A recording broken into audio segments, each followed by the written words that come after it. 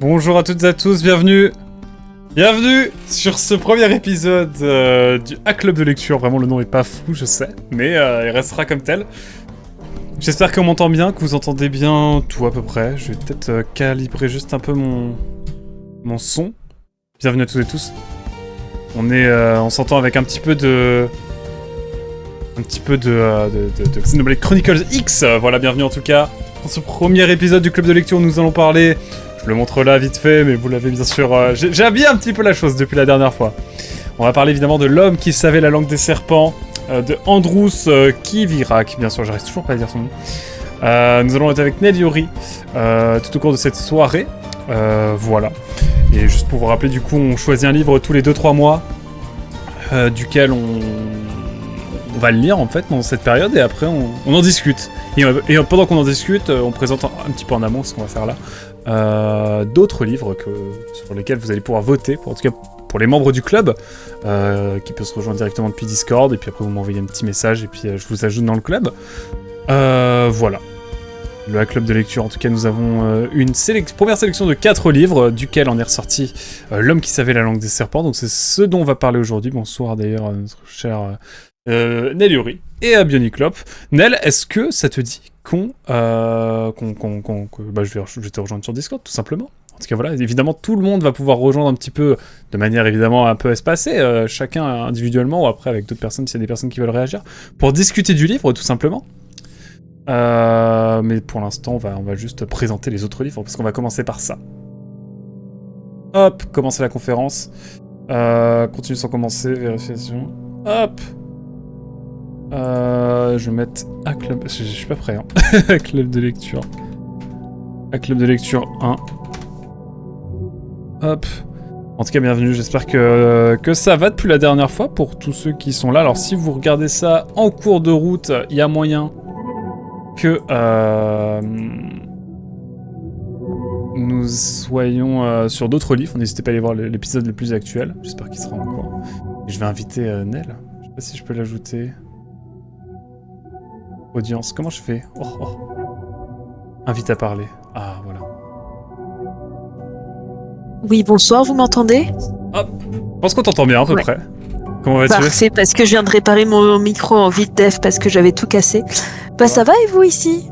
Ça va bien, ça va bien. Écoute, on va parler un petit peu d'abord de l'homme qui savait la langue des serpents, qui est donc le livre qu'on a abordé la dernière fois, enfin qu'on a choisi la dernière fois, et que pour la majorité on a lu, d'autres m'ont envoyé des messages, etc. Donc ça va être intéressant d'avoir l'avis un petit peu de tout le monde. Du coup, on commence par les retours ?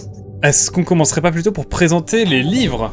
Comme ça, oui, on lance les votes. C'était ce qu'on avait dit, mais j'ai cru mal comprendre. Non, du coup, je me suis dit, il y a peut-être eu un changement que j'ai pas suivi. Ok, donc on va présenter les 4 prochains... Enfin, les 4 livres parmi lesquels se trouve le prochain que l'on va lire pour la séance d'après. C'est pas très français, j'espère que vous l'aurez compris.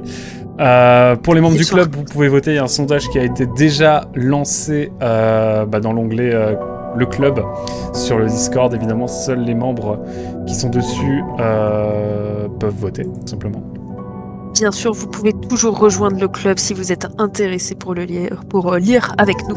Et j'en profite pour dire que voilà, on est en partenariat. Parce que quand même, depuis la dernière fois, il s'est passé un truc quand même. Premier partenariat de la chaîne. Et non des moindres. Ah bah ouais, papa. Et oui, avec la librairie Le Millefeuille de Clamcy, une librairie absolument incroyable, bien sûr. Bien sûr, dont tu es la propriétaire, il faut le dire. Ma chère Nel, on peut dire... gérante majoritaire, présidente, tout ce que tu veux. Exactement, donc voilà, c'est toi qui m'aides à choisir les livres, donc voilà, on choisit les livres, globalement qui peuvent être lus, et après c'est évidemment démocratique, hein, tout le monde peut voter pour le livre qu'il veut absolument lire. Et tout le monde peut aussi proposer des livres qui pourront donc rejoindre la sélection, parce que globalement, le choix que je fais, c'est pour compléter la sélection... Enfin, les présélections, les livres proposés par chacun et chacune. Exact. Et du coup, là, on a un livre, on va en venir, hein, mais peut-être baisser un peu le son encore. On va en reparler. Est-ce qu'on présente les livres pour commencer, peut-être ? Avec Bioniclop qui est déjà là. Bioniclop, du coup, on va juste présenter un petit peu les livres d'abord, et après, on partira sur le débat, sur le livre. Moi, j'ai préparé une petite chronique. Débat. Mais bon. Présentation des livres. Hop. Nous commençons avec, évidemment, Elif Shafak avec L'île aux arbres disparus qui est arrivé deuxième. À rappeler que du coup, le deuxième livre est conservé. Le deuxième livre, au niveau des votes de la précédente sélection, est conservé pour la sélection suivante. Et donc, L'île aux arbres disparus avait récolté pas mal de votes. Donc on le garde pour cette sélection, bien sûr. Est-ce qu'on représente rapidement le livre Oui, je pense que ça peut être sympa. On va suivre donc 2 périodes. D'un côté, on va avoir une jeune fille en 2016 qui va vouloir comprendre l'histoire de ses parents car son père ne lui a jamais trop parlé de son histoire et de celui de et de l'histoire de sa mère qui donc est décédée au début du roman. Et donc la deuxième période, ça va être l'adolescence de ses parents et comment ils grandissent dans... Pardon, ce soir j'ai du mal. Sur l'île chypriote. Sauf que donc Chypre a... Chypre. Oui, à Chypre, exactement. Oui, pardon. Oh là là. Sauf que Chypre à cette période donc est séparée entre la Grèce et la Turquie. Et donc l'un de ses parents est turc, l'autre est et grec. Wow. On va dire chypriote grec. C'est encore le cas aujourd'hui d'ailleurs. Ouais, et donc leur relation n'est pas vue d'un bon œil. On va suivre donc comment tout cela a abouti à ce qu'ils soient arrivés à Londres et donc que cette jeune fille est naquie. Voilà, donc un roman qui fait un peu écho à l'actualité parce que c'est encore le cas aujourd'hui à Chypre. Le pays est toujours divisé en deux. Il y a toujours un no man's land. Exactement, tenu par les Anglais d'ailleurs, je crois. Mais aucune info. Ah ouais, je savais pas. Et si, il y a un petit corridor anglais là au milieu. Mais toujours ces Anglais. Exactement, terrible. Mais en tout cas, voilà, donc je crois qu'il y a pas mal de révélations. On va dire que le personnage en apprend de plus en plus sur son passé et des choses de plus en plus surprenantes, j'ai l'impression. Donc non, c'est pas de plus en plus surprenant après. Oui. C'est selon les critères de moi, ça m'a pas trop surpris, mais après oui, c'est ça, on va découvrir un peu toute l'histoire aussi qui a fait Chypre. Ok, royal. Eh ben écoutez, vous pouvez voter pour ce livre en tout cas, ça se passe directement sur le Discord si vous êtes membre du club. Mais vous le connaissiez déjà peut-être pour ceux qui étaient déjà là la dernière fois. Je l'avais mieux présenté sans bégayer. Mais c'est ok. Un livre messin. Un livre messin et qui nous a été donc recommandé par Bioniclop. Voilà. Tout à fait. Il a été sélectionné. La vision des vaincus. Voilà. De Nathan Vechdel. Un ouvrage historique, si j'ai bien compris, du coup un ouvrage de recherche presque même. Ouvrage de recherche complètement, c'est un historien qui l'a écrit. Et donc là, on revient sur comment l'histoire a retenu la conquête de l'Amérique du Sud et la conquête espagnole. Et donc cette fois-ci, ça ne nous donne pas le regard espagnol, mais donc ça nous donne le regard des populations sur place et principalement des Aztèques, si je ne me trompe. Et donc un point de vue qui est pas si commun que ça finalement, on a souvent le point de vue européen, mais là vraiment on va vraiment se mettre du côté des Amérindiens pour voir un petit peu comment ils ont vu en fait cette arrivée, on va dire européenne, arriver sur leur territoire, comment les échanges ont commencé, comment ils ont cohabité, les maladies, les massacres, etc. Et pas que, parfois la cohabitation peut-être, je sais pas. En tout cas ce sera à découvrir dans ce livre s'il est choisi. Vous pouvez évidemment voter dessus depuis l'onglet, je dirais à chaque fois.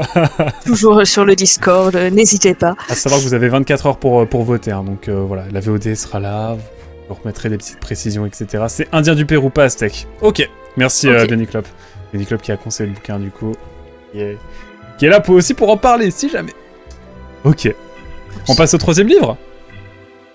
Ouais. Allez. J'ai mis par ordre alphabétique parce que ça c'est... Après, il faut savoir que ça c'est un livre que moi j'ai sélectionné, parmi la sélection qu'on avait. Merci. Donc, Les miracles du bazar Namiya. De Keigo Higashino, donc les 2 autres livres qu'on va vous présenter, on les a choisis en mode on va rajouter des livres un peu plus soft suite donc autour donc sur l'homme qui savait la langue des serpents. Et donc les miracles de bazar Namiya, on va suivre 3 jeunes qui vont donc rentrer dans ce bazar Namiya en plein milieu de la nuit. On sait qu'ils ont commis un délit, on ne sait pas lequel, on ne sait pas la gravité de ce délit, sauf que dans ce bazar Namiya, la nuit ils vont y être, ils vont recevoir des lettres auxquelles ils vont répondre, et sauf qu'ils reçoivent ces lettres, pas mal de lettres pendant une nuit, et donc ça va amené à différentes choses. Et donc, il y a un peu de fantastique et oui, c'est ça, réalisme magique. Et donc, ça va être plutôt doux. Ouais, ça a l'air... Parce que c'est vrai que c'était quelque chose... En tout cas, dans les retours qu'on a pas mal vu, c'était que les gens, et moi le premier, hein, et peut-être toi aussi, Nel, on a été un petit peu secoués par l'homme qui savait la langue des serpents, donc on avait à cœur de proposer une sélection plus chill, plus douce, on va dire. Histoire de... Qui soit plus... qui permette de reposer les esprits. Ouais, parce que c'est vrai que là, on va en parler tout à l'heure, mais sacré livre qu'on a choisi pour la première. En tout cas, voilà, les miracles du bazar Namiya de Keigo Higashino, si je prononce bien. Higashino, exactement. Exactement, voilà, donc le 3e livre. Et toi, de ton côté, Nel, Anne, je sais pas comment dire. Tous les trois. Du même bois de Marion Fayolle. Marion Fayolle. Donc celui-ci, c'est le plus petit livre donc des 4, où là, ça va être dans une langue douce, un peu un récit doux amer, où on suit une famille à la campagne. Et donc d'un côté c'est dans une ferme, d'un côté on a les grands-parents, de l'autre on a les parents avec leurs enfants, et au milieu on a les vaches, et on va suivre comment leur vie évolue, et donc avec les enfants qui veulent partir à la ville et les anciens qui espèrent toujours le retour des enfants pour qu'ils prennent la suite de la ferme. C'est ça, donc c'est vrai que c'est assez condensé, j'ai l'impression, mais en même temps ça pose pas mal de questions sur le monde rural, hein, tout simplement, j'ai l'impression, et un petit peu comment il est perçu aujourd'hui. Si et l'autrice, donc c'est une autrice BD à la base, donc après au niveau... Enfin ça se lit quand même, on sent sa patte BD dans le texte roman. Ok. En tout cas voilà, donc le 4e livre, hein, vous pouvez voter pour parmi les 4 livres, il y a un vote, je le rappelle, parmi les membres du club, et si vous voulez rejoindre le club pour lire le prochain livre, vraiment n'hésitez pas, vous rejoignez le Discord, vous m'envoyez un petit message, vous mettez un petit message sur la bibliothèque publique, c'est un petit channel, vous allez voir, de toute façon il y a un gros onglet club de lecture, et même si là, vous voyez cette VOD dans un mois, vous pouvez toujours le faire, et après on vous ajoute, et vous pourrez voter pour la prochaine sélection, et vous pourrez dès à présent lire le livre qu'on a choisi, en tout cas après celui dont on va parler aujourd'hui d'ailleurs. Bien sûr. Et je fais la transition pour parler de l'homme qui savait la langue des serpents. Toi, tu ne l'avais pas lu non plus, Nel, il me semble. Non, c'était la découverte pour tout le monde, ce livre aussi. Du coup, je crois que tu voulais nous en parler plus en détail, donc je te laisse parler, puis ensuite... J'ai peut-être préparé une petite chronique. Écoutez, je l'ai relu une fois, je sais pas ce que ça va donner. Écoutez, c'est l'heure de la chronique. Non mais, on fait les choses bien ici ce soir, donc il va y avoir une petite chronique, après tu vas un petit peu... Est-ce que tu veux pas nous donner ton point de vue d'abord, peut-être, Anne? En vrai, Nel. Mon point de vue, alors, moi j'ai beaucoup aimé. Je l'ai déjà écrit, donc moi ça va aller...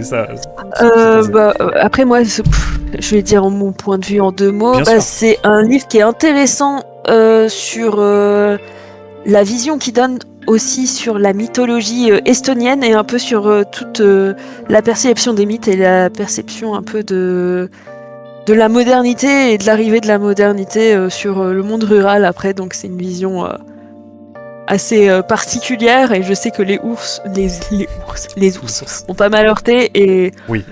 Bon, j'avoue, moi ils m'ont pas plus heurté que ça, moi mais en vrai, après, moi non plus. je peux comprendre tout ça. Enfin bref, on en parlera après, je te laisse. Surtout avec Benny Club, je crois, qui a mis un point d'honneur, enfin, qui a soulevé particulièrement la chose, et je comprends.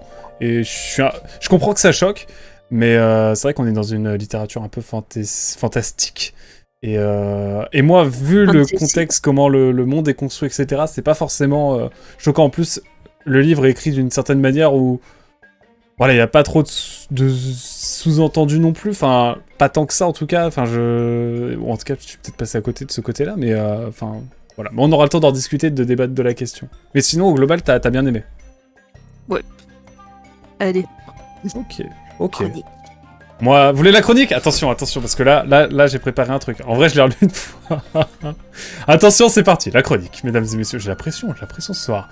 Vous serez bienvenus en tout cas sur la première chronique du club de lecture, parce que oui, je compte en faire en fait à chaque fois Donc je vais aller directement dès les premières pages du livre. J'ai été dépaysé par ce livre. On est plongé dans une Estonie primitive, où la forêt est luxuriante, belle, mais pas parfaite non plus. Et ça, c'est important de le souligner. Vraiment, c'est pas non plus trop fantasmé. Et moi, c'est ce que j'ai beaucoup aimé dans ce livre. Ce qui est chouette, c'est que la vision de ce monde n'est pas fantasmée, je me répète. Bien que ceux qui quittent la communauté pour un village plus traditionnel ne sont pas très bien vus. Et on aura le temps d'en discuter, bien sûr. Parce qu'on est vraiment en opposition entre la forêt et le monde primaire, et un monde nouveau, à savoir le village. Donc, ce qui est chouette, ouais, c'est que la vie... Enfin, pardon. On suit donc la vie, dans tout ça, de Limette, qui constate que la forêt se vide. Et tout ça à cause de qui? Je voulais le caler quand même. C'est à cause des Allemands. C'est vraiment dit dans le livre. Les Estoniens aussi, ils ont des problèmes avec les Allemands. Pardon, en tout bien tout honneur, bien sûr. Non, mais parce que ce sont eux qui apportent effectivement un nouveau modèle de vie, soit dit-on chiant, hein, du point de vue du héros, et une sorte de croyance avec un mec sur une croix, un chef spirituel qui est posé à perpète les oies, et des formulations cheloues. J'ai bien aimé la vision un petit peu de la chrétienté vue par un Estonien, voilà, qui est pas du tout dans la religion catholique. Je trouvais ça drôle. Il y a un petit côté humoristique, presque comique parfois, de ce point de vue-là. Mais voilà, certes au départ, ils sont peu nombreux à partir pour rejoindre ce fameux village, mais Limette ne les aime pas trop déjà. Il y a vraiment une sorte de incompréhension entre les personnes de ce monde vraiment primaire et ces personnes qui partent pour un village. Mais pourquoi les gens font ça? Et on a vraiment une interrogation et on se dit, pourquoi font-ils ça? Et c'est presque léger au début, on est presque dans quelque chose où tout est assez doux, hein, finalement, parce qu'on est quand même... et le bouquin passe une grosse partie le bouquin passe une grosse partie sur l'enfance de Limette, donc qui est le personnage principal. C'est un peu fouillis, je m'excuse. Mais en tout cas, voilà, je vais reprendre. Hein, du coup, je voulais aussi animer cette chronique autour d'une analogie chelou. Mais promis, ça a du sens. Voyez ce roman comme un fromage. Et désolé si vous êtes intolérant au lactose. Là, tu dois te dire, Anne, mais pourquoi est-ce que je vais comparer le livre à un fromage? Et dans un premier temps, et je le disais déjà, dès les premières pages, on découvre donc une forêt fantastique où on communique avec les serpents comme... Non, ça c'est une blague que je vais enlever. Mais voilà, on communique avec les serpents, avec les animaux, on peut discuter. Les habitants de cette forêt peuvent donner des ordres oraux aux animaux, qui se plient à leur volonté. C'est pratique pour manger, mais oui, désolé à tous les végétariens que je vais rassurer. Pendant une bonne moitié du livre, on a affaire à un fromage frais. Parce que oui, au début c'est vraiment doux. On a vraiment... une sorte de cohabitation avec la nature de la part du personnage principal, de la communauté. Et on a des gens qui quittent cette communauté, mais finalement, c'est pas très grave au début, c'est presque lointain. C'est vraiment du fromage frais, pour commencer, voilà, pour commencer ma comparaison avec le fromage. Tout est assez agréable. La lecture est un plaisir, on s'émerveille et on s'apprécie à déguster ce rondelet, ce Saint-Mauré ou ce Madame Loïc, SO bien sûr à tous mes Bretons. Bref, à la manière de la forêt de Brocéliande, c'est chill, même si on a un vieux druide un peu timbré qui finira mal pour du pénal, et des gens qui font des rituels tout nus sous la pleine lune, mais bon, c'est un peu la Bretagne profonde, hein, on n'est pas trop tant dépaysé que ça au début.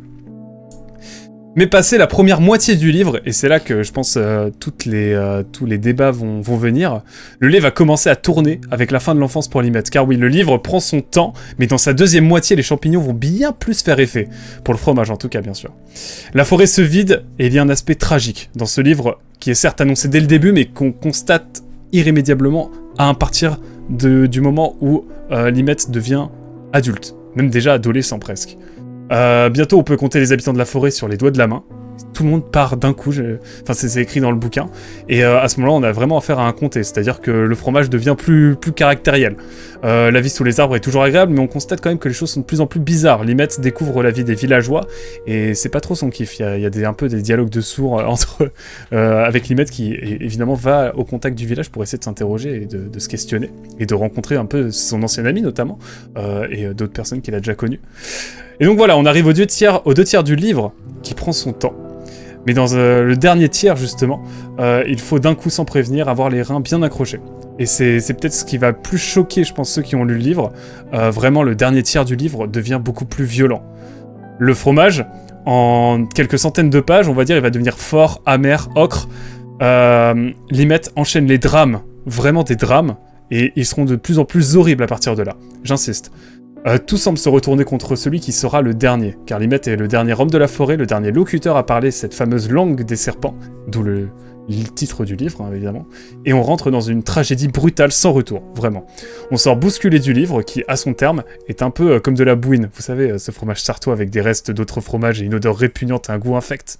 Et ce n'est pas du Roquefort ou du Bleu de Bresse ou que sais-je, hein, le fromage à terme, c'est vraiment bon pour la poubelle. Alors attention, le roman, lui, est vraiment un objet peu commun que j'ai personnellement apprécié lire. Son auteur décrit des mythes estoniens et comment ils sont parfois aussi détournés. C'est un beau parallèle avec aujourd'hui, vraiment, il y a ce côté fantasmé de l'Estonie, mais en même temps, les dérives qui peuvent en découler. Et on le voit avec notamment le fameux druide qui est vraiment très mal tourné. L'humain devient progressivement horrible, hein, dans ces pages. En fait, on suit vraiment la vie d'un personnage, de son enfance où tout est doux et coloré, jusqu'à vraiment une fin horrible. Les animaux deviennent débiles et bientôt plus rien n'est à sauver dans ce monde qui, à l'origine, pourtant était si attrayant. Bref, L'homme qui savait la langue des serpents, c'est un livre que je recommande à tous ceux qui peuvent manger un fromage bien fort, mais beaucoup ne pourront pas finir leur assiette. Voilà, je suis tenté une comparaison avec le fromage. La dernière chose que je retiendrai du livre, c'est que tout est de la faute des Allemands. Dankeschön, auf Wiedersehen für das nächste Buch. Voilà, la fin de la chronique. J'ai adoré l'analogie fromage.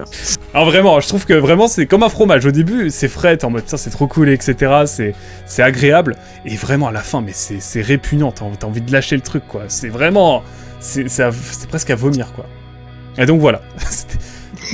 Voilà, c'était la petite chronique. J'espère que vous avez apprécié. La prochaine fois, elle sera plus travaillée. Vous inquiétez pas. Je l'ai vraiment lu une fois. Mais puis je me suis permis des petites impros. Mais voilà, j'espère que vous avez apprécié. En tout cas, coucou Rizak d'ailleurs. On dit pas. Tu veux rejoindre le vocal Bionic Club du coup pour qu'on blablate. Et est-ce que je peux l'inviter comme ça? Donc voilà, on va inviter Bionic Club parce qu'il y a des choses à dire. Bonsoir Bionic Club. Bonsoir. Comment ça va? On va avoir le temps de débattre tous les trois. Ça va bien. Surtout que j'ai une opinion qui est assez différente. Bien sûr, et c'est ça qui est chouette en fait. C'est un peu le but aussi du coup. Heureusement que tu es là. Heureusement que tu es là. Tout ne va pas si bien dans ce monde. Non mais j'ai ma petite feuille de notes mais j'ai pas eu le temps de les organiser donc ça va être je vais improviser un petit peu à un propos construit. Déjà. T'inquiète, moi mon propos j'en ai pas. On va rebondir, t'inquiète pas. Je vais commencer par dire que en fait dans ce livre il y a plein d'ingrédients de trucs que j'aime en fait. Il y a un gros cynisme, il y a une misanthropie, il y a l'aspect drame aussi. Il y a un univers fantastique assez sombre et détaillé et assez éloigné de l'imaginaire habituel de l'ouest de l'Europe. C'est assez original, ouais. Donc ça, c'est plein d'ingrédients qui pour moi sont très, très bien, c'est des trucs que j'aime beaucoup. Et bah pourtant, le plat, il m'a déçu. Le livre, pour moi, ça a été une grosse déception. Okay. Et c'est pas juste à cause des ours en fait, parce que l'ours c'est bizarre, mais c'est pas plus bizarre que Zeus qui se transforme en taureau pour aller violer des femmes quoi. Des femmes, oui. C'est pas faux. C'est classique en mythologie. La mythologie grecque bien sûr qui a son folklore aussi, c'est vrai. Et bon en fait même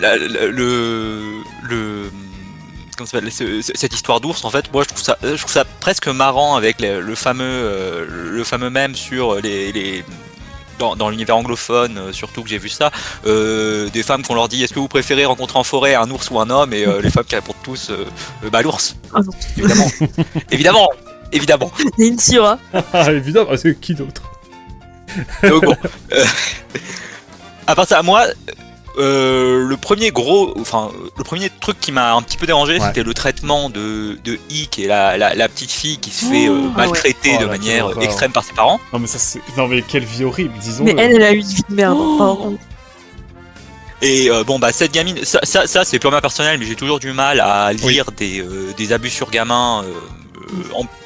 Pas que je n'aime pas lire des abus sur gamins, dans le sens où c'est des éléments qui peuvent être très bien quand c'est bien foutu. Dans une intrigue, bien sûr. C'est ça, dans une intrigue. Mais bon, là, en l'occurrence, pour I, c'est quelque chose qui a été très difficile à lire pour moi, parce qu'en plus, c'est du point de vue d'un gamin qui n'a aucun pouvoir en fait pour aider cette clairement. cette gamine. Et c'est vrai que j'ai un truc qui m'a dérangé de ce côté-là aussi, c'est vraiment le shift qu'il a à partir du moment où il la sauve et il commence à devenir à moitié, je sais pas, à moitié bizarre. C'était très brutal. Genre vraiment. C'était très brutal. Genre vraiment, limite, il devient à moitié, genre il devient vraiment un mec bestial presque. Et genre vraiment. Enfin, là, c'est vrai que du grand-père, ça aide pas. Oui, c'est clair, mais le passage, il était chelou, hein, c'est vrai, là-dessus. Et en plus, moi, 20 pages avant, je m'étais dit, putain, j'espère qu'il va pas finir avec I en couple parce qu'ils ont aucune alchimie. Je les vois très bien en frères et sœurs, mais pas en couple. Exactement. En plus, il y a un moment où, genre, vous savez, à la fin d'un chapitre, il va, mais genre, il y a un truc mis. Mais il ne savait pas que je serais à la fois son premier et son dernier, je sais pas quoi. Et genre, tu te dis, comment ça, mon ref, elle va mourir? Genre, tu sens déjà venir la. Enfin, le livre t'annonce déjà que elle va pas avoir une vie très joyeuse, quoi. Et j'ai trouvé ça vraiment horrible. Genre, vraiment, même l'auteur ne respecte pas trop le perso, quoi. Mais ouais, mais je pense. Je sais plus ce que je voulais dire. Pas de soucis, t'inquiète. Mais c'est vrai que le traitement était. Moi, le Hild, c'est vraiment le truc où je me suis dit, mais vraiment, quand elle meurt sur le bûcher, mais. Enfin, à côté du bûcher, mais. Ouais, mais. Moi, j'ai vraiment posé le bouquin, j'ai pas lu pendant 2 jours. Hein. Je me suis dit, ok, voilà, on va sortir un peu du truc parce que. Pause. Mais je pense pour le gamin, c'était surtout une relation par dépit, parce que bah lui, les femmes qu'il aimait, c'était les copines de sa sœur globalement, et il s'est dit qu'il réussirait pas à aller vivre manger du pain en ville, et juste il est sorti avec la dernière gamine qu'il avait sous la main, et puis voilà. Et qu'est-ce qu'il fait juste après? Oui, genre, ça... Et le chapitre juste après, sa mort, qu'est-ce qu'il fait? On va rendre du fou, ça aussi. Mais moi, ça m'a fait vraiment détester Limet, ce personnage principal. Ouais. Et en fait, c'est l'une des raisons pourquoi ce livre m'a déçu, en fait, c'est que d'habitude, dans les drames, soit je le lis parce que j'ai envie de voir la personne, je la déteste foncièrement et je veux la voir crever, je veux la voir souffrir et il y a un peu du Schadenfreude. Soit j'aime bien le personnage et je lis pour voir comment est-ce qu'il va essayer de s'en tirer même s'il va pas y arriver. Là, Limet, je l'ai détesté mais pas assez pour vouloir le voir souffrir. Et je l'aimais pas assez pour vouloir qu'il s'en sorte, donc en fait, je me suis complètement déconnecté émotionnellement. Oui, je suis un peu pareil. Je suis complètement pareil. Et la fin où genre vraiment il finit à côté de la salamandre en mode il se décrépit, voilà. Ah, la salamandre, ça m'a foutu le seum qu'elle existe. Putain, moi aussi j'aurais trop voulu que ce soit une grosse vanne. Bref, pardon, on reprend, on en discutera peut-être, Beniclop, mais mais en tout cas oui, c'est vrai que la salamandre. En même temps, moi j'ai bien aimé la salamandre parce qu'ils en parlent dès le début. Et tu sens que ça va être le Didier Chekhov, quoi, ils vont en reparler, quoi. Et en fait, dans tout le livre, t'as une ambiance de décadence et un peu de fin de civilisationnelle, en fait. C'est la fin de la civilisation de la forêt. Et il y a la transition vers cette nouvelle civilisation rurale. Et ça, c'est un thème qu'on a... qui traverse tout le livre. En fait, on est tous le moderne de quelqu'un. C'est un petit peu le thème du livre. Et ça, on rencontre soit avec des différents personnages, les Anthropithèques, je crois. Les Anthropithèques. Ouais. Anthropopithèque. C'est ça, Anthropopithèque. Ça, c'était même dans la forêt, en fait, dans le père de I, que je me souviens plus de son nom, mais il est plus moderne. Il est plus moderne que d'autres personnes, que les vrais. Oui. Les vrais hommes de la forêt, mais en même temps, il a un esprit complètement 10 000 ans. Enfin, c'est trop bizarre. Ouais. En fait, techniquement, il est en avance, mais genre dans sa tête, il est en retard. C'est trop bizarre. C'est ça, et ça m'a fait. Je suis allé chercher le mot précis, donc je crois que c'est anémoia. Donc c'est la nostalgie pour un temps passé fantaisiste. Donc il souffre de ça, et ce livre, il parle un petit peu de ça aussi. Bien sûr, la dérive. Et en lisant, j'ai pas lu la totalité de la postface, mais en la survolant un petit peu, j'ai vu que c'était un thème qui était aussi une dénonciation de ce livre, c'est de dénoncer cette nostalgie pour un temps fantasmé, en fait, de l'extrême droite estonienne. Exactement. Et c'est super intéressant, la postface, elle est vraiment très très intéressante pour ça. Il faudra qu'on parle de la traduction juste après aussi, enfin, bientôt. Et donc, ça, le problème que j'ai, c'est qu'il a rendu, le passé, il l'a rendu absolument détestable parce que c'est rempli de gros cons qui torturent des enfants, enfin, c'est pas... C'est horrible. J'ai pas envie qu'il s'en sorte, quoi, c'est pas... J'ai pas envie... je me dis, il le mérite. il mérite que ça change. Et d'un autre côté, le village, il est décrit comme des gros cons arriérés. Donc en fait, la modernité, il la dénonce, et le passé, il le dénonce aussi, et on est laissé avec rien. Et il est endoctriné on par est le laissé don, avec surtout. les serpents, pardon, mais les serpents, mais... Et les poux. Mes amours. Les poux. Ah, mais les serpents, meilleures ils sont très personnes. bien, mais on sait comment il finit. Ah putain, non, par contre, le terrier, ouais, non, mais c'était trop. Ouais. Ah, le seul. Il y a la une sorte daronne. de nihilisme, en fait. Il se dégage de Complètement. tout dans la totalité. Moi, j'ai l'impression, une grosse sensation de nihiliste, et il y a pas de bouée. Non. Donc en fait, t'es juste dans une mer noire, Oui. et il y a rien. Et moi, j'aime beaucoup, enfin j'aime les trucs très sombres, mais j'aime aussi quand il y a une petite lueur qu'on essaie de préserver dans les trucs très sombres. Et en même temps, tu te dis, ils sont tous un peu morts comme ça en mode random, mais en même temps, ils ont peut-être plus de chance que Limet, qui lui, pour le coup, c'est son plus grand drame. En fait, va mourir de vieillesse, vraiment, dans Seul. une grotte, quoi. Vraiment, c'est pas... C'est vraiment, genre, la fin triste, quoi. Genre, la pire fin pour lui, en fait. Genre, il a même cherché à mourir avec son grand-père, mais il a pas réussi, quoi. Il s'est fait sauver par les poux. C'est Poulet. Pardon. Mais oui, et moi j'ai adoré ça justement. Le fait que tout le monde meurt à un moment donné, c'est tragique, les gens sont tristes. On est triste pour ces personnages en fait. Et lui, nous, on a plus trop d'affinité, enfin, en tout cas personnellement avec Limet, et on le voit juste mourir dans le fond d'une grotte, on se dit bah vas-y mon ref, sois heureux, t'inquiète avec ta salamande, et c'est ok. Et j'ai trouvé ça intéressant pour le coup là-dessus. Mais ouais. Tu voulais revenir sur d'autres points, Bendy Et en fait, j'ai d'autres petits détails qui sont pas... notamment dans ces passages de drame où tout d'un coup, en fait, y a un personnage qui meurt. Je trouve que c'est beaucoup trop brutal pour moi. Ça marche pour la première fois. L'oncle qui meurt, ça marche parce que c'est la première fois. Ça marche une fois. Et il y a ce concept de pourriture qui est cool. Ouais, et cette scène de pourriture qui dure longtemps, donc en plus tu sens un petit peu le malaise, l'escalier. La scène de l'échelle là. Oh, quelle horreur. Mais du coup, comme il le refait plusieurs fois, bah au bout d'un moment tu te dis bon bah là ça se passe trop bien, avec quelqu'un qui va crever. Tu vas me dire, c'est un peu. Après, c'est un réflexe que tu peux avoir quand t'as grandi dans des abus. C'est un réflexe que tu peux avoir. J'ai mis assez longtemps à m'en défaire. C'est de te dire, il se passe trop bien. Et du coup, t'es nerveux parce qu'il se passe trop bien. Oui. Il y a rien de mauvais qui arrive et tu te dis, putain, il y a une merde qui va m'arriver. Ouais. Là, c'est l'inverse. Et c'est un peu cet aspect avec ce livre. C'est bon, bah là, par exemple, ça fait vraiment pas que personne n'a crevé. Il y a quelqu'un qui va mourir. Ouais. Et c'est très brutal et c'est pas. C'est pas fin. Je pense qu'ils sont, enfin, en termes de mort, je pense qu'il a réutilisé cet aspect très brutal de tout d'un coup tout va bien et 2 lignes plus loin il y a quelqu'un qui est mort. Je pense qu'il l'a beaucoup trop utilisé et j'aurais préféré un peu plus de variation dans. Ah mais la scène où genre il prend, genre t'as Hild qui lâche les mains de Limet et qui se fait juste après briser la nuque par un loup, genre vraiment en mariage. T'es en mode putain mais wow. Et ça va arriver. Après ouais. Et puis t'as le grand-père qui se fait éventer, enfin oui bah qui se fait bah bref vous voyez comment il meurt. Et juste après t'as l'époux qui arrive en mode salut. C'est vraiment genre c'est waouh et moi c'est un truc qui m'a choqué, c'est le dernier tiers du bouquin, il est waouh, il est costaud quoi, il est sanglant, vraiment. Et l'impression, enfin en tout cas, ce dernier tiers du bouquin, je trouve qu'il y a un gros contraste avec le premier tiers, en fait, la première moitié, où certes, il y a un petit peu, enfin certes, il y a pas autant de violence, en fait, on n'a pas l'impression qu'ils vivent dans une société si violente que ça. Pas du tout, et les choses qui sont violentes, elles sont minimisées, ou en tout cas, on s'en rend pas forcément compte, quoi, c'est genre... On en entend un peu parler de loin, oui, parce que la gamine qui est...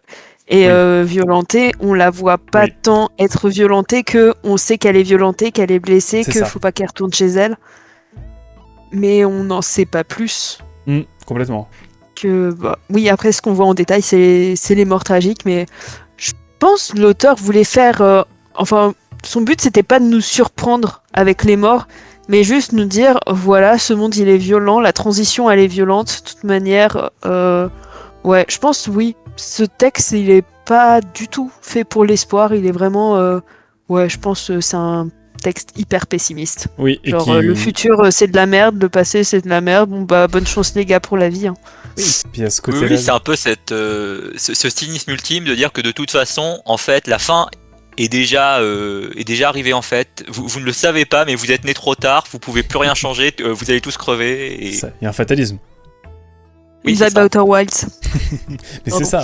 Et moi, ce que j'ai beaucoup aimé avec ce livre, c'est que il va à contre-courant du fantasme de la vie primaire, etc. Et qu'on voit avec les anthropopithèques qui sont vraiment, là, tu sais, ils quittent leur grotte pour des arbres, ils tombent, ils se pètent la gueule. Enfin, c'est... Ah ouais. Ils savent plus marcher à la fin. Enfin, t'es en mode, mais c'est ça le passé tant rêvé, tant... Le retour à la nature, en fait, c'est de la merde, quoi. C'est ce que nous dit le livre, hein, globalement. J'ai l'impression. Mais c'est vrai que dans ce propos-là, c'est vrai que c'est assez peu commun d'avoir ce genre de point de vue, en tout cas. Donc c'était cool. Et puis surtout l'aspect estonien, quand il va sur l'île, etc. C'est quand même des trucs chouettes, quoi. Puis quand il va voir le marchand de vent avec son fils qui est évêque, ça j'ai adoré. Je sais pas vous, enfin pas évêque, mais il est moine. Ah ouais, le fils, Ça, ouais, c'était qui est religieux, là, non mais... Avec le religieux qui parle avec le passant, et le passant qui fait « Mais c'est un fou, ton fils, c'est le fou du village, vraiment, tu sais. » Et t'as le fils qui est là en mode « Oui, mais ton âme n'est pas peut-être sauvée, nanani. » Enfin, c'est...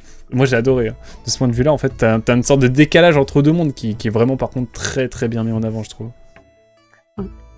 Un peu comme si le fils, il revenait avec un ordinateur, alors que les parents, ils avaient toujours fonctionné à la machine à écrire, quoi. C'est ça. Ça me fait penser... Moi, ça me rappelle une anecdote de mon grand-père. Mon grand-père qui est né en 1914, il a ramené la première radio chez lui, depuis Paris. Et genre, vraiment, mon arrière-grand-mère, apparemment, elle se levait la nuit pour aller allumer la radio et dire « Putain, mais il parle là-dedans encore, mais c'est fou !» Et enfin, c'est un petit peu pour montrer le fossé qu'il y a, en fait. Genre, une population ne comprend pas l'autre. Les anciens ne comprennent pas les nouveaux. Enfin, c'est un dialogue de sourds. Et en fait, et on le voit avec Johannes qui va faire sa vie de son côté. Enfin, attention, il va avoir enfin, Johannes, c'est comme Limette. Il va avoir une fin horrible. Parce que, il meurt pas. Il peut pas avoir d'enfant. Johannes, c'est lequel? C'est le père. C'est le chef du village. Ah oui. Non, c'est mythique. Puis Magdalena, parlons de Magdalena rapidement. Hein. C'était cool aussi parce que de ce côté-là, Magdalena est vraiment cette personnification de fantasmer un passé qui n'a pas existé ou en tout cas qui, comme le druide. Hein, en fait, le druide et Magdalena sont pas si différents que ça finalement. Juste pas les mêmes moyens. Mais non, c'était. Après, Magdalena, ce que j'ai trouvé intéressant sur ce personnage, c'est que malgré le fait qu'elle vit dans une société très patriarcale, où elle est très classiste en plus, où elle n'a pas beaucoup d'espoir d'ascension sociale, on voit qu'elle a quand même une agentivité. Ouais. Et qu'elle arrive à prendre ses propres décisions en fait, et je trouvais ça très intéressant. C'est vrai que c'était un personnage très intéressant de ce point de vue là, genre vraiment c'est un personnage fort en fait, genre qui dicte un peu ce qu'elle veut faire, même à son père, genre elle lui tient tête et tout, elle dit de toute façon il est là donc c'est comme ça. Il reste là. Il reste là, ta gueule, c'est vraiment ça. Et tous les hommes qui lui tournent autour, et elle s'en fout, elle a pris 10 mètres, puis hop, et par contre ouais la scène avec le bébé aussi, oh là là. Oh, ouais, glauque. Ça, et le druide, t'as juste envie qu'il soit étripé après ça, t'es en mode dégage. Et tu te mets dans la peau de Limette. Mais Limette, en fait, c'est juste un perso un prota qui va perdre la boule, quoi. C'est terrible. Et je voudrais aussi faire un... Pardon, tu voulais dire, Annelle ? Non, rien, juste, ouais, la descente aux enfers totale, la déchéance du personnage. Ça, tu dis, ça peut pas être pire, ce sera pire, jusqu'au bout. Ou presque. Jusqu'à la perte de l'humanité. Mais je trouve, ouais, c'est ça. Après, quand il retrouve la salamandre à la fin, je sais plus comment il s'appelle, le personnage qui se transforme en mousse. Mais quand à la fin, il lui dit si, il y a bien la salamandre, tu la trouveras. Elle est juste à côté. Et oui, c'était bien la clé. Tu l'avais deviné au début, mais bon, tout le monde a oublié. Mais de quoi tu voulais me parler ? De la salamandre. Voilà qui était inattendu. Je m'accroupis auprès de lui. Et je fus saisi par l'écœurante odeur de pourriture qui exhalait son corps, nanana. Bref. Mais oui, je voulais te parler d'un truc. La salamandre. Ok. C'est vraiment genre... Tu peux m'en parler. Il te drop ça. Et comment il s'appelle ce perso ? Je cherche. Hein. Merci. Je cherche. Qui lui donne cette fameuse bague d'ailleurs au début du livre. Du coup tu te dis, ok la bague elle a un pouvoir et tout. Pas du tout. Et c'est plus drôle que ça. C'est même pas la bague qui a un pouvoir, c'est le sachet qui contenait la bague. C'est ça. C'est ça qui est fou. Non, il y a vraiment des trucs trop cool. Ah là là. Oui, cette salamandre. On le recherche. Mime. Ah oui, Mime. Qui est best perso, hein, globalement, parce que lui, il a compris. En fait, Mime, donc il y a l'espèce de mendiant, enfin, qui a, en fait... Mendiant alcoolique. Un mendiant alcoolique qui est en mode... En fait, il a tout compris. Genre, c'est presque le perso le plus intéressant, C'est le perso le plus intelligent du livre. Genre vraiment, il a accepté la modernité, il boit du vin. Et en même temps, bah, il sait qu'il n'est pas adapté pour le nouveau monde, donc il est en mode, bah, je vais me laisser dépérir, c'est pas grave. YOLO. C'est ça, et puis c'est celui qui protège la forêt quand même, parce qu'on sait que c'est lui qui va de temps en temps tuer des Allemands qui essayent de rentrer dans la forêt, des Allemands qui viennent sur les côtes. C'est le dernier protecteur. C'est vrai. Et pourtant, Limette a une vision de lui absolument atroce. En vrai, ça va. Au début, ça va. Après, je crois, ouais, à partir du moment où il commence à vraiment trop sentir le pourri, c'est là que, je pense, pour tout le monde, ça devient compliqué. Mais... C'est vrai, à la fin, il se transforme limite en racine, quoi. On sait même plus où est sa tête, enfin, ses bras, etc. Ça, j'ai bien aimé aussi. Et moi, je voudrais revenir aussi un petit peu sur la traduction du livre. Bon, il y a quelques coquilles dans le livre, hein, malheureusement. Mais bon, elles sont légères et en vrai, c'est quoi? C'est 3-4 mots dans tout le bouquin. Complètement passé au-dessus. Mais oui, on passe facilement au-dessus. Par contre, ouais, un mot spécial quand même pour le traducteur qui a traduit, mais je trouve que le boulot de traduction de des quelques coquilles, il est monumental. Franchement, je trouve le vocabulaire et tout, employé et tout, enfin c'est... Moi j'ai trouvé en tout cas le texte vraiment très bien traduit. Enfin après voilà, et il précise même dans la postface que on parle pas vraiment de salamandre, mais d'une grenouille des forêts, je sais pas quoi. Genre vraiment... Ouais, mais nous on n'aurait pas pu l'imaginer...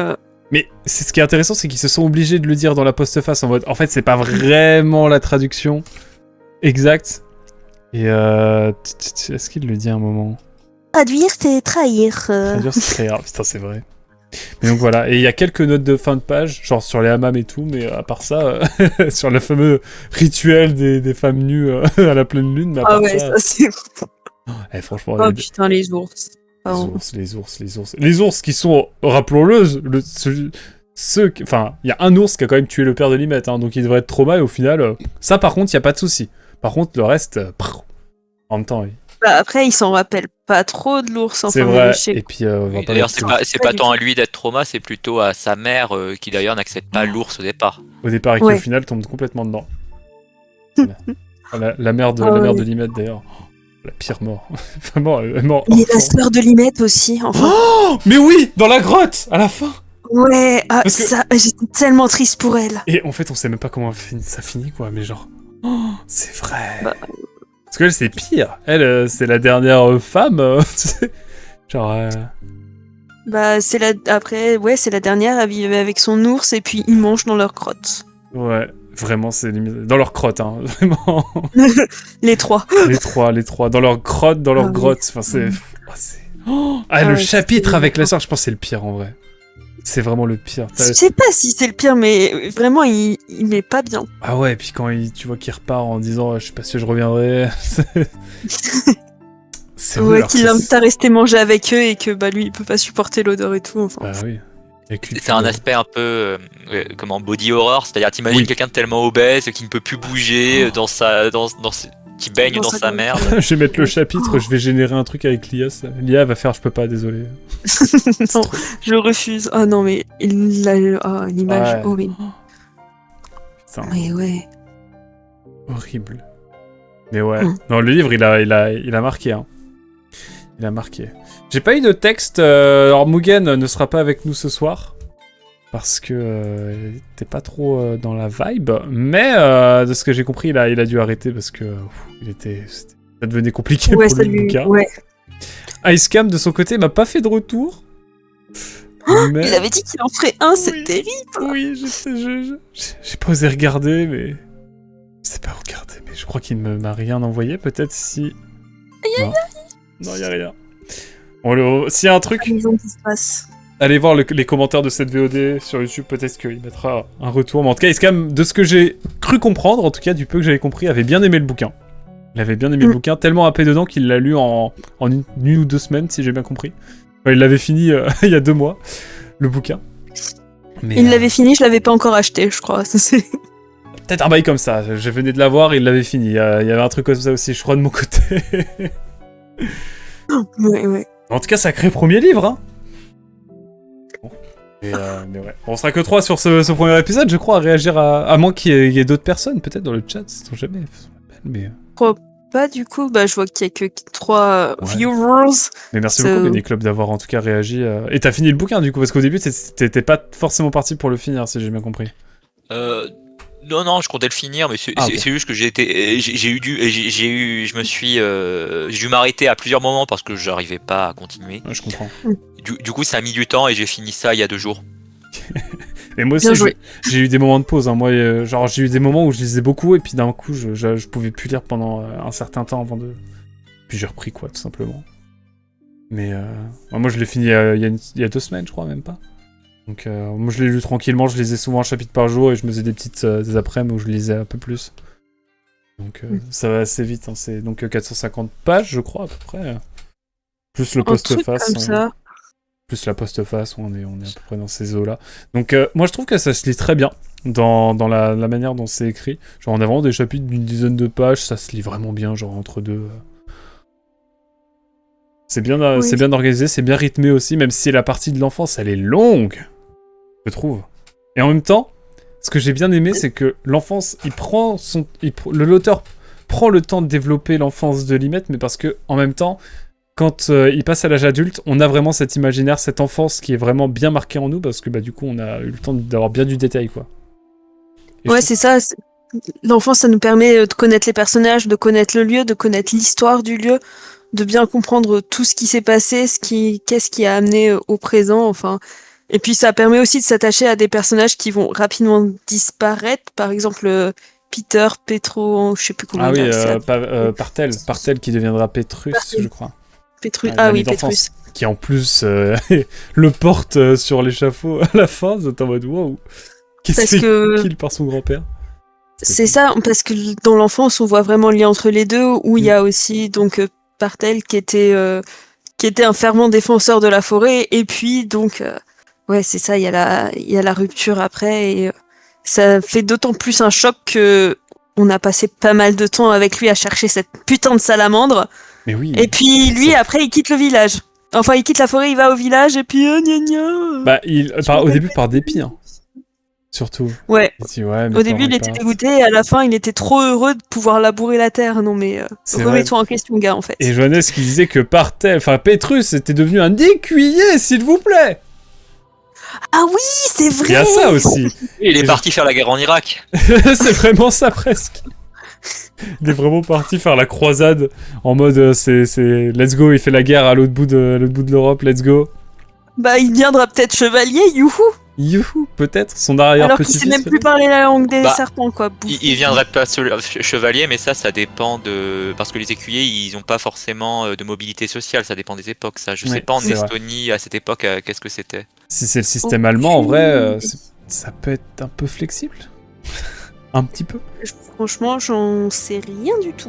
Et moi, en parlant des Allemands, mais on n'a pas parlé du fait que Magdalena, un soir, Elle se fait était prendre enceinte par un avec le Allemand, chevalier. et genre Et c'est elle la était fierté grave du enceinte. village. Ah non, mais ça, c'était fou. C'est la fierté du village, alors que littéralement, elle s'est fait V, quoi, si j'ai bien compris. Enfin non, du coup, parce qu'il y a du consentement, mais...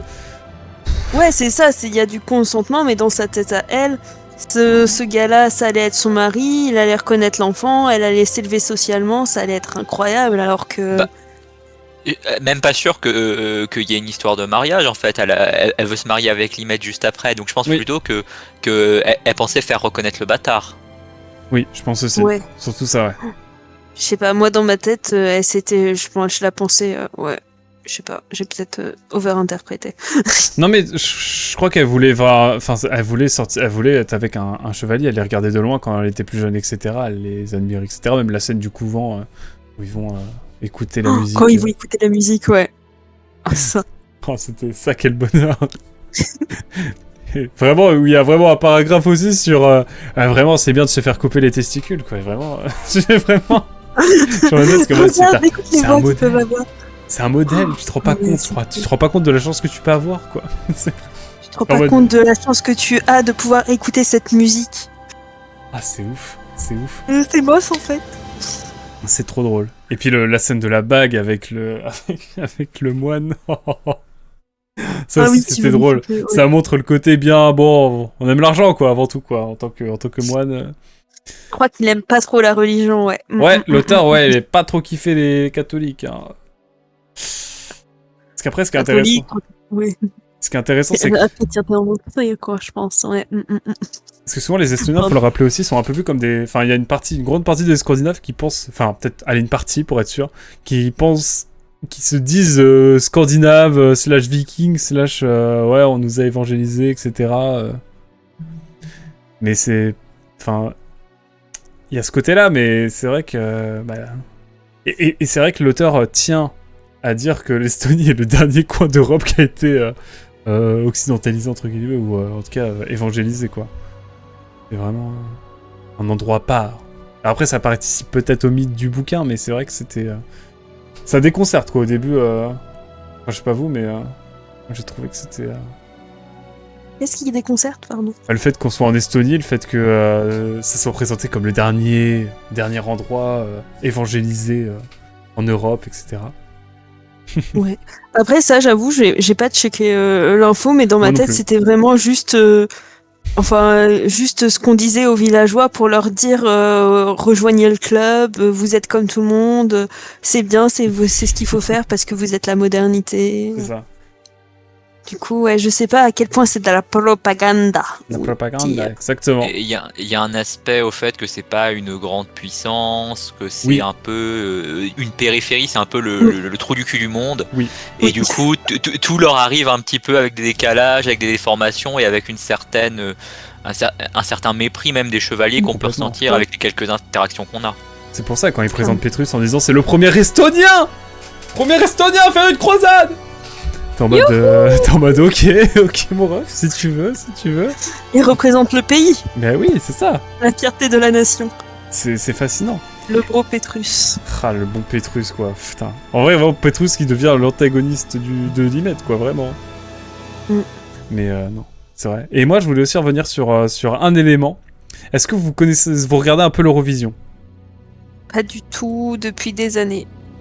Parce que l'Estonie a enfin accédé aux phases finales de l'Eurovision l'année dernière depuis tard l'époque. Et figurez-vous que quel était le groupe qui représentait l'Estonie l'année dernière? C'était des femmes qui représentaient... The Snakes. Alors, je sais plus si c'était The Snakes, mais en tout cas, elles représentaient des populations de la forêt et tout. Et donc, faut savoir que depuis que le bouquet est sorti, si j'ai bien cru comprendre la postface, l'imaginaire de la forêt et tout est revenu un peu sur le devant de la scène. Et c'est un bouquin quand même qui a très bien marché en Estonie. Et aujourd'hui, malheureusement, peut-être à cause de lui, malgré lui, ça a un peu été réapproprié par certains Estoniens. En tout cas, la méta de la forêt, du retour à la nature, etc. Ouais, après, c'est tendance un peu positivement et négativement, un peu le retour à la nature. On entend un peu de tout. Et après, sur ces histoires de retour à la nature, c'est quelque chose qui traîne dans l'imaginaire occidental, industriel, depuis très longtemps. On a des gens qui voulaient faire un retour à la nature dans les arts au 19e siècle. C'est quelque chose c'est un imaginaire qui est très présent en fait, et qui revient régulièrement. Oui, complètement. Ouais.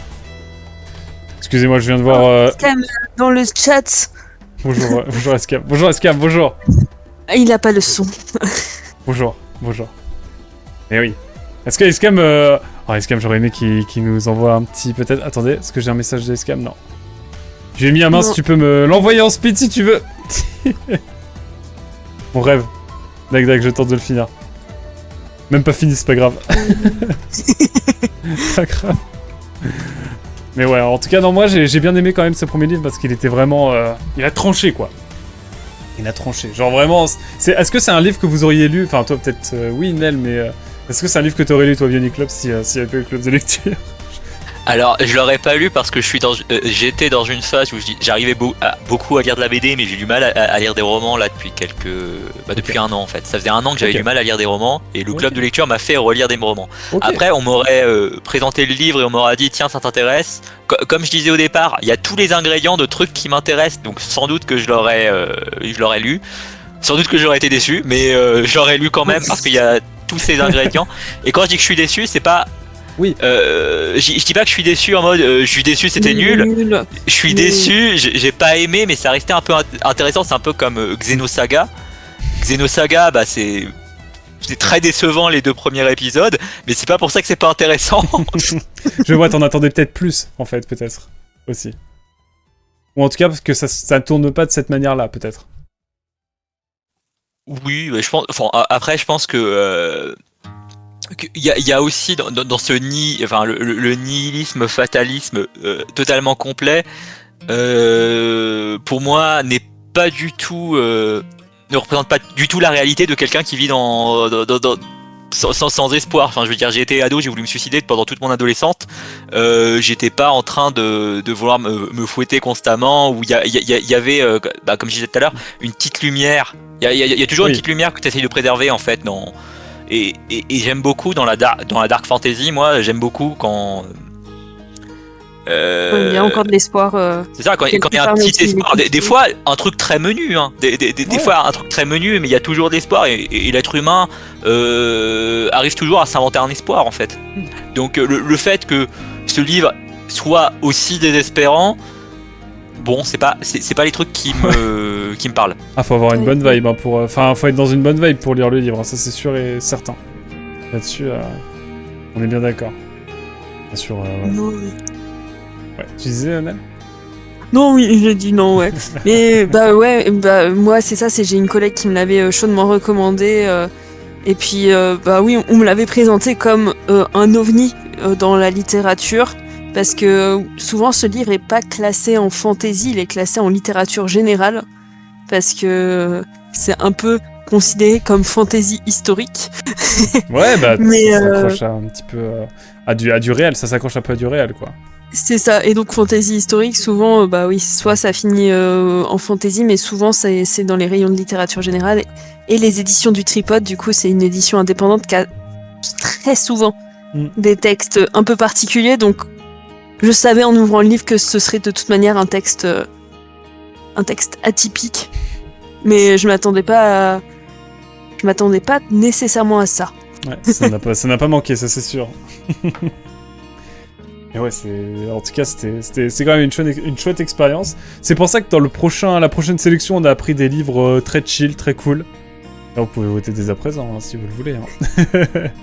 Chill, cool. Ouais, je pense il y a tout qui va pas y avoir. Enfin, il va y avoir, par exemple, oui, de la violence dans la vision des vaincus, mais c'est plus analytique, plus historique. Du coup, on le perçoit pas comme violence. Ouais. Enfin, c'est vraiment. Oui, il y a un côté historiographie, non, en plus. C'est ça. C'est la façon dont on crée l'histoire. C'est quelque chose. Enfin, moi, l'historiographie, ça m'intéresse parce que je suis illustrateur scientifique de formation, donc du coup j'étais très intéressé par les musées et comment est-ce qu'on crée l'histoire, comment est-ce qu'on la présente.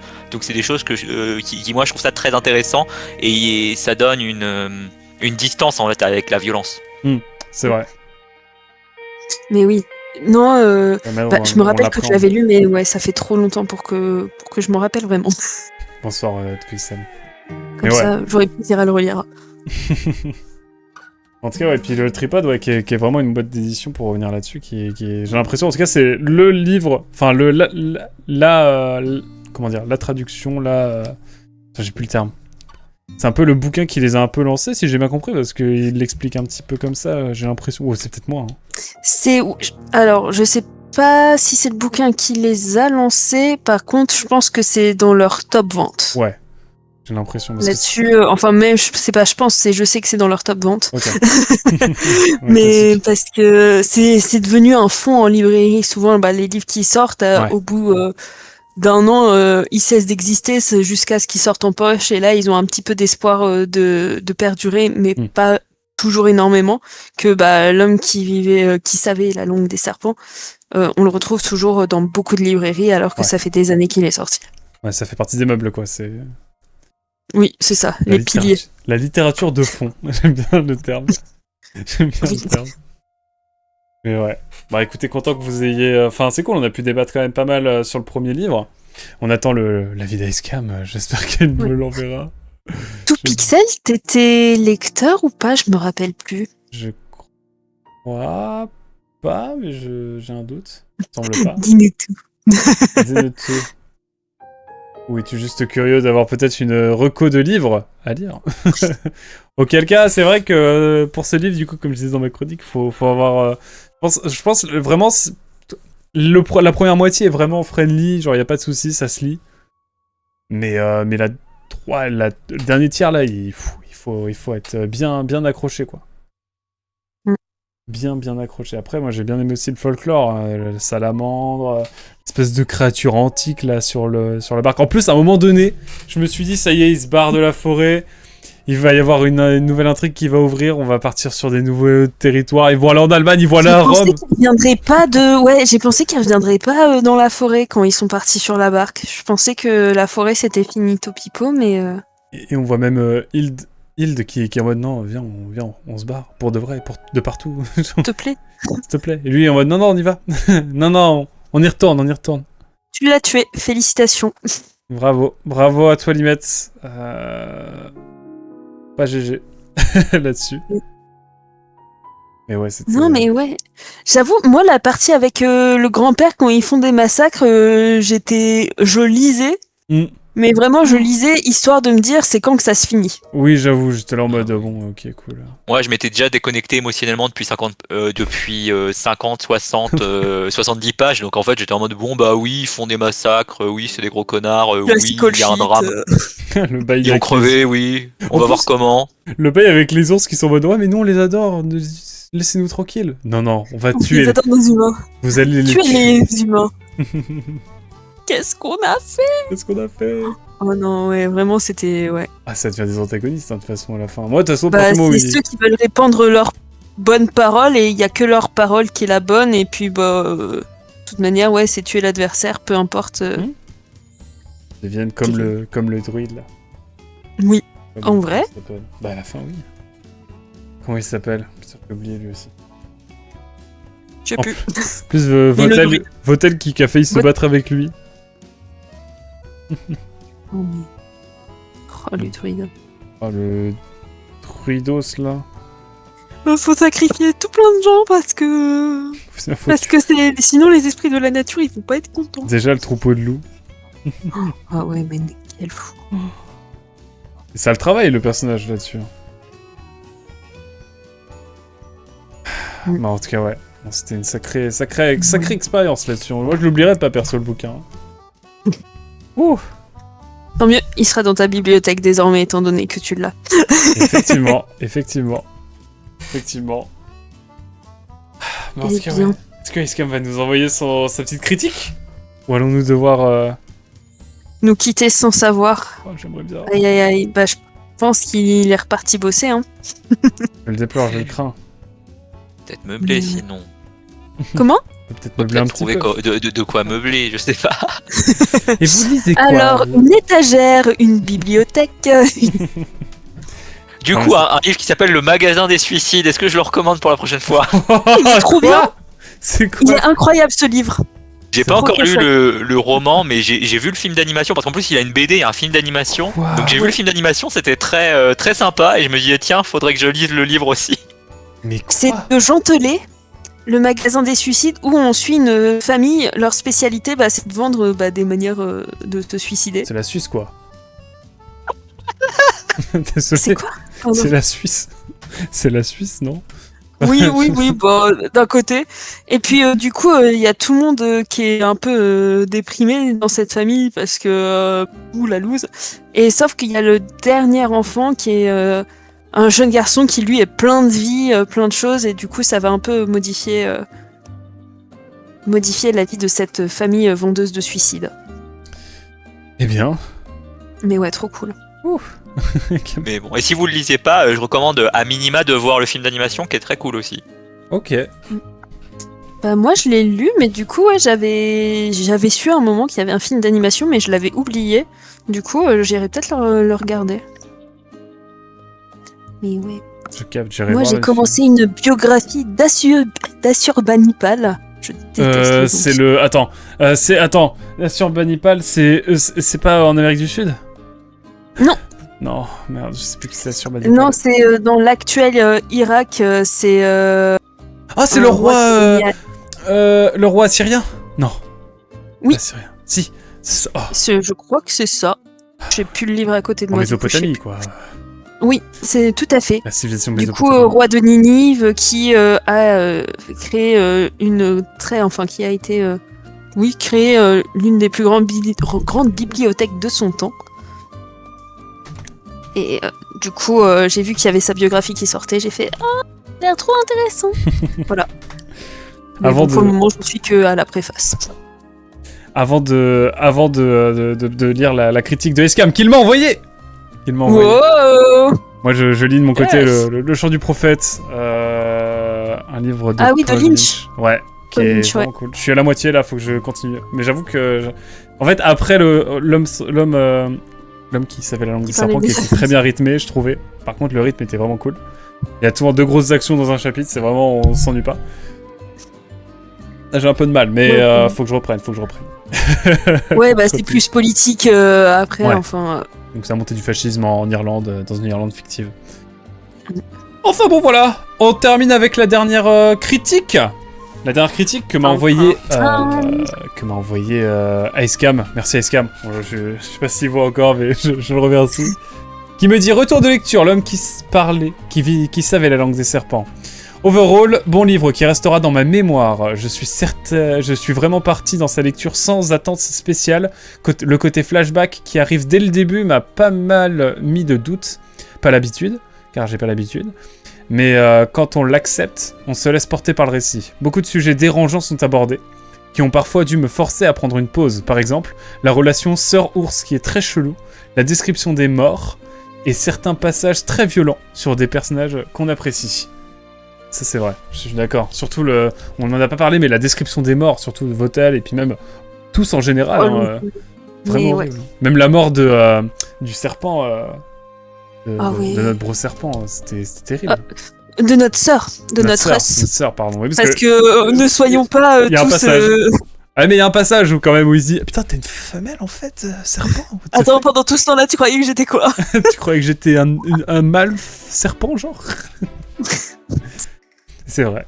Il y a aussi un point qui marque, c'est comment parfois le livre te fait presque douter sur le personnage principal, s'il n'est pas en train d'halluciner la langue, tellement les autres n'y croient pas. C'est vrai. Genre à un moment il est en mode mais les gars, c'est la langue des serpents, c'est basique. Genre ils sont en mode bah non. Qu'est-ce que tu dis mon ref? Bah non, frérot. Et c'est vrai que quand il est au village, t'es en mode tu t'en viens à douter, ça c'est très fort, franchement. Je sais pas vous, mais moi je trouve que c'est très fort de la part de l'auteur. Hein. Il nous fait douter au village. Hein. Quand il commence à parler Ouais. des serpents et tout, quand il habite pendant plusieurs mois. Pardon, tu disais? Non, ouais, c'est ça. C'est quand il vient dans le village et qu'il y a tout le monde qui lui dit que non, ça c'est un truc de la forêt, ça existait pas vraiment, c'était juste un délire de gosse. Tu te dis, bah, c'est vrai qu'il était gosse, quoi. Et en même temps, Pitrus comprend toujours la langue des serpents, même avant sa mort, quoi, à la fin. Ouais. Parce que il la parle pas, mais il comprend. Et ça, c'est intéressant. On montre qu'il y a des restes. Et donc, ça nous affirme que voilà, il est pas fou à la limite. Même s'il y a d'autres points sur lesquels il est bien timbré. Oui, quand même. À la fin, ouais. On le sait depuis le début qu'il va finir seul, ce fameux Limette justement, mais cela reste très dur de voir tout le monde mourir autour de lui. Pas dans des conditions horribles. Pas dans ces conditions horribles. C'est vrai qu'il... En fait, on sait qu'il va être le dernier, mais la manière dont les autres finissent, c'est vraiment horrible. C'était...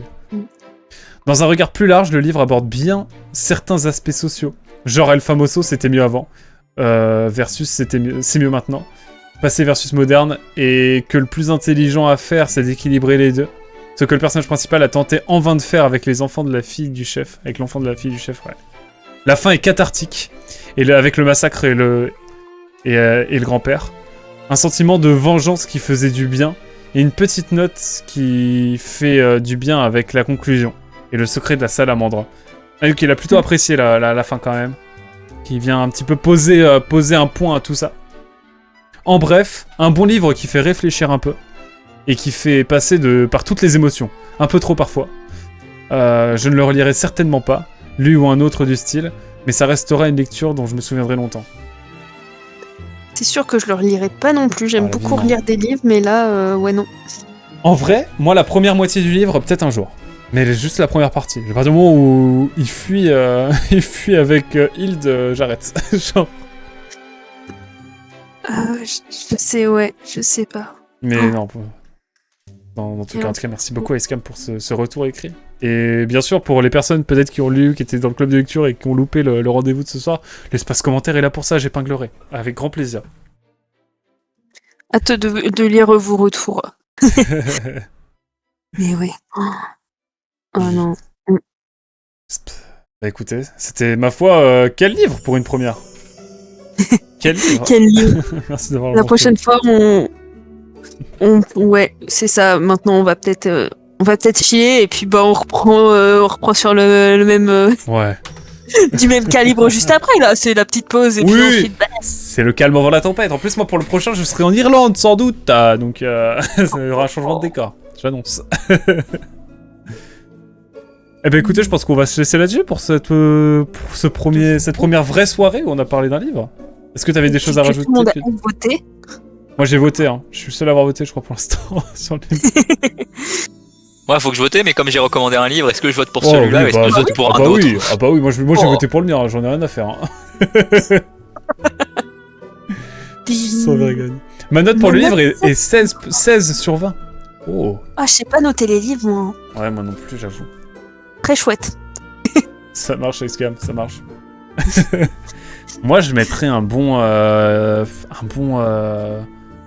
pouce en l'air. Un bon pouce en l'air, ouais. Parce que, ouais, ouais, non. Je sais pas, je pourrais pas noter ça. Je pourrais pas Je noter dirais ce un truc. 3,75 sur 5. Ouais, pareil. Ouais. Non, mais moi, en fait, le livre, en fait, pour moi, c'est pas un livre uniforme. Genre, vraiment, c'est plusieurs vibes, c'est une tempête, le truc. Genre, il y a des moments où, au début, c'est très cool et tout, et enfin... En fait, c'est pas uniforme. Tu peux pas noter l'ensemble.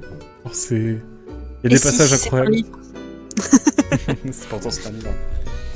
Tu vois, il l'aurait sorti en 3 tomes, j'aurais rien dit, tu vois. J'aurais été en mode logique. Ah oui.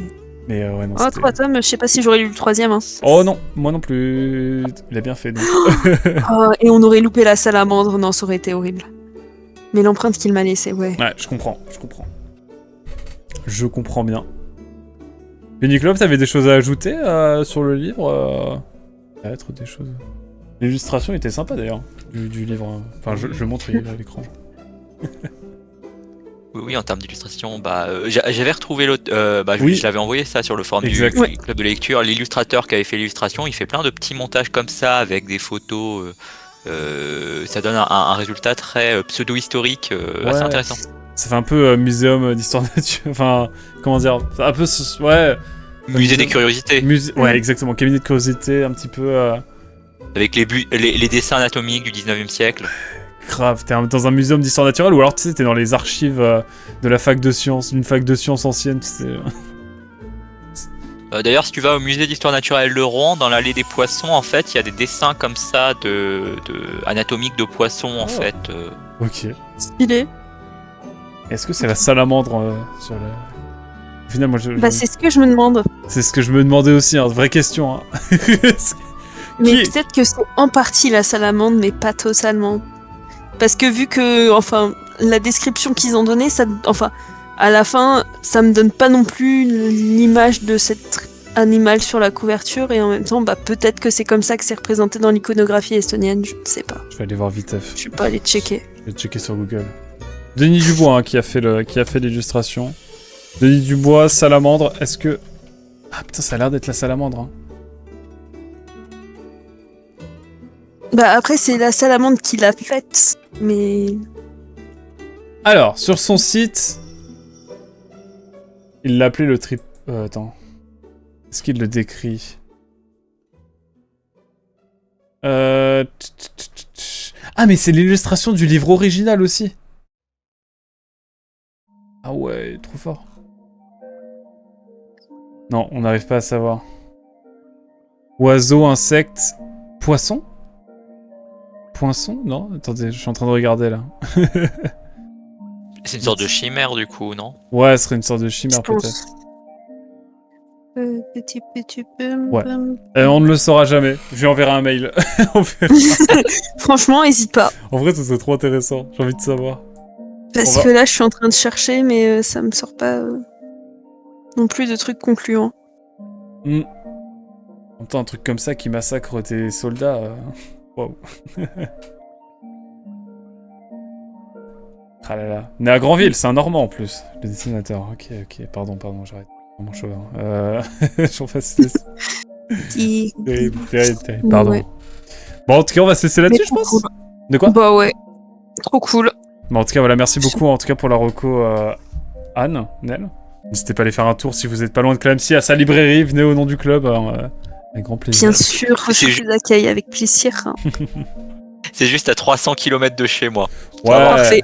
Nickel. C'est rien. 610 Ça se fait easy peasy. Grave. Mais Voilà, à Clamcy dans la Nièvre. Lyon. exactement.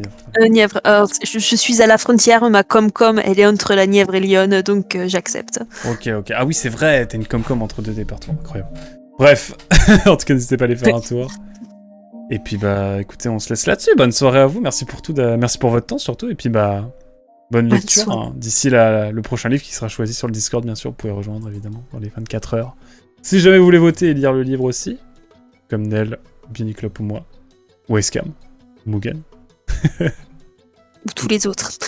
Good vibe only pour la prochaine. Merci d'avoir été là en tout cas, on se dit à très vite. Merci pour tout. Ciao, bye. Ciao, bye bye. Ciao. Tchuss. Mesdames et messieurs, quel premier livre de fou. C'était cool.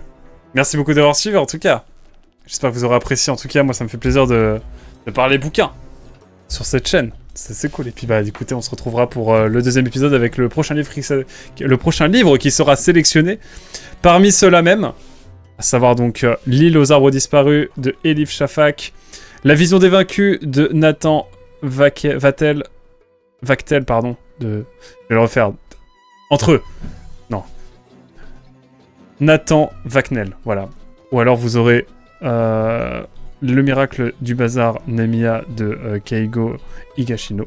Ou alors, du même bois, de Marion Fayol. Sur ce, il ne me reste plus qu'à vous souhaiter une bonne soirée, bonne lecture. N'hésitez pas à nous dire dans les commentaires si vous voulez nous proposer des livres, hein, sait-on jamais. Ça peut être intéressant, on n'est pas contre. Pour qu'ils finissent dans le sondage parmi le choix de nos lecteurs, vous pouvez rejoindre directement le club. Et puis bah écoutez, il ne me reste plus qu'à vous souhaiter une bonne soirée. Et bah à très vite. Bye bye.